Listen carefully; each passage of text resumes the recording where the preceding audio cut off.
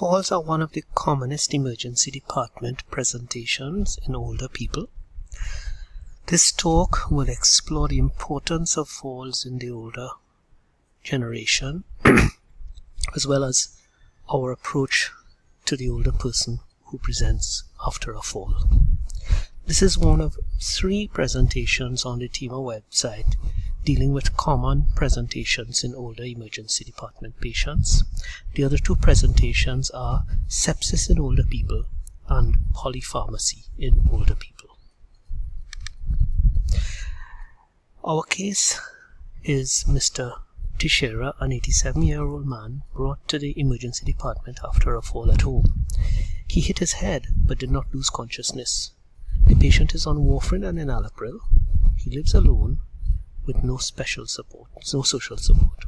His daughter thinks he's getting more confused. So I just want you to pause the video and think a little bit about all the implications of the fall to this patient and also of this patient's general condition to the fact that he has fallen. At the end of this lecture, you'll be able to discuss the significance of falls in older people, explain why older people are likely to fall, and the impact of falls on this generation. You'll also be able to describe a holistic assessment of older fallers and discuss discharge planning for older fallers. So why are falls important? Well, let's have a look at some of the clinical and epidemiological facts that research has showed us about falls in older people. The first thing is just to remind you that the world is getting older.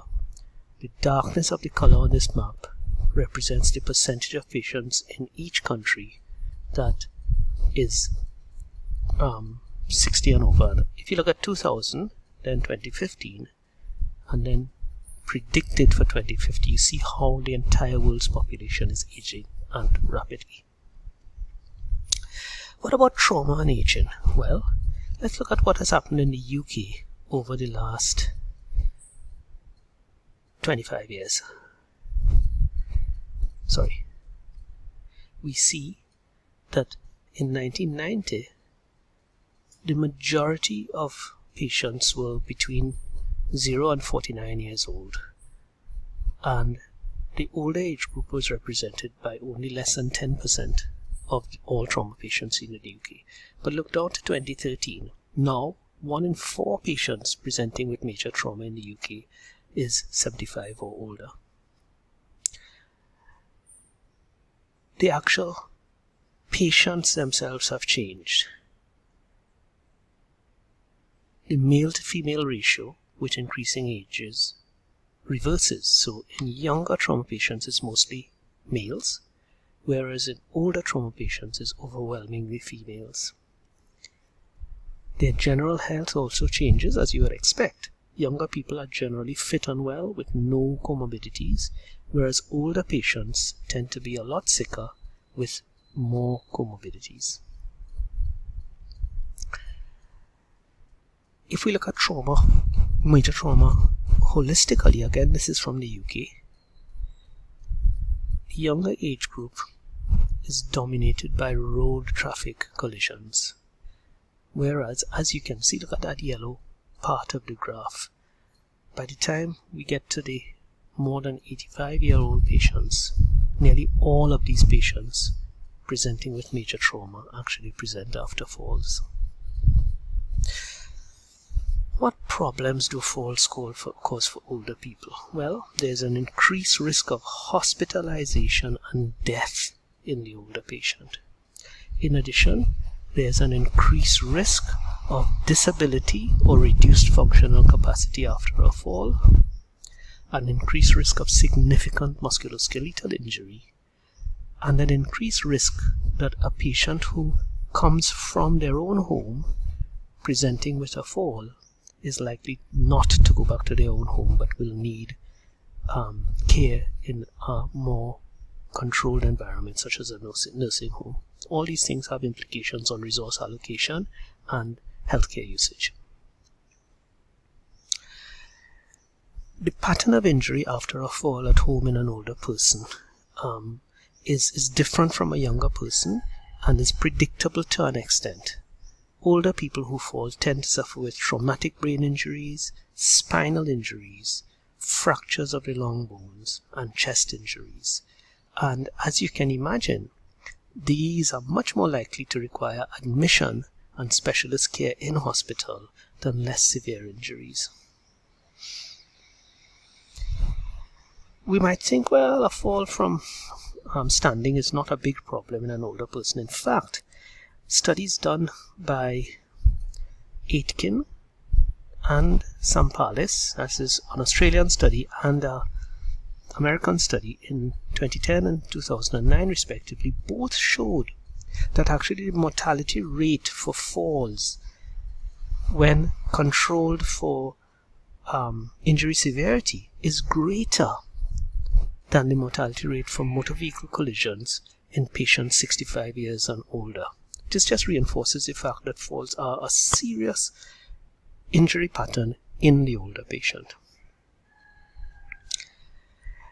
When a patient presents with falls, we need to have a holistic approach to the assessment and management of this patient. Of course, we must consider the fall itself, and we need to take a careful history and examine the patient carefully to find out more about the fall itself and the reason for the fall. Some common reasons for falls include cardiovascular instability and postural hypotension, cognitive impairment and acute confusion, sepsis,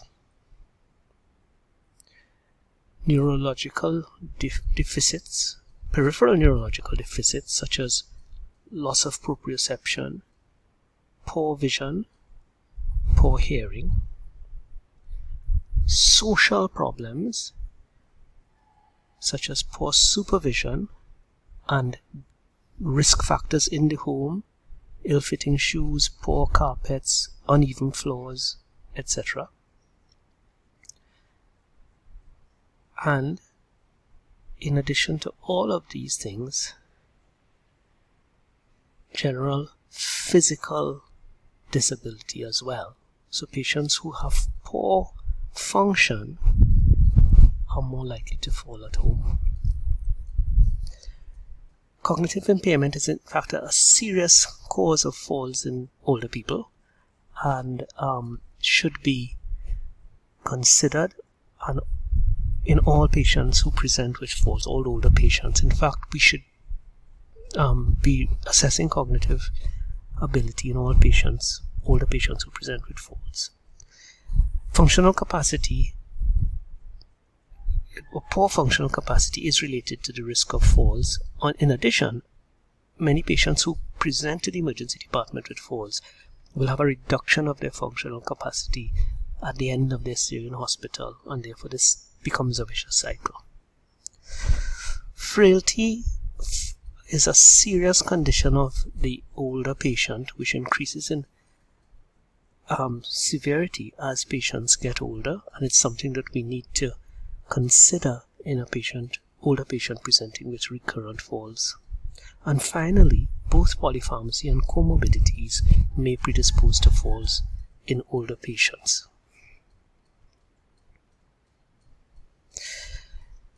The approach to the patient with falls is multidisciplinary. They may present to the emergency department, but we need to consult with the appropriate specialists, including elderly care physicians, neurologists, cardiologists, rehabilitation specialists according to the presentation and clinical condition of the patient. Even if we think the patient is safe to go home, it is prudent to consult with the primary care team because early follow-up at home can reduce the risk of recurrent falls and repeat admissions.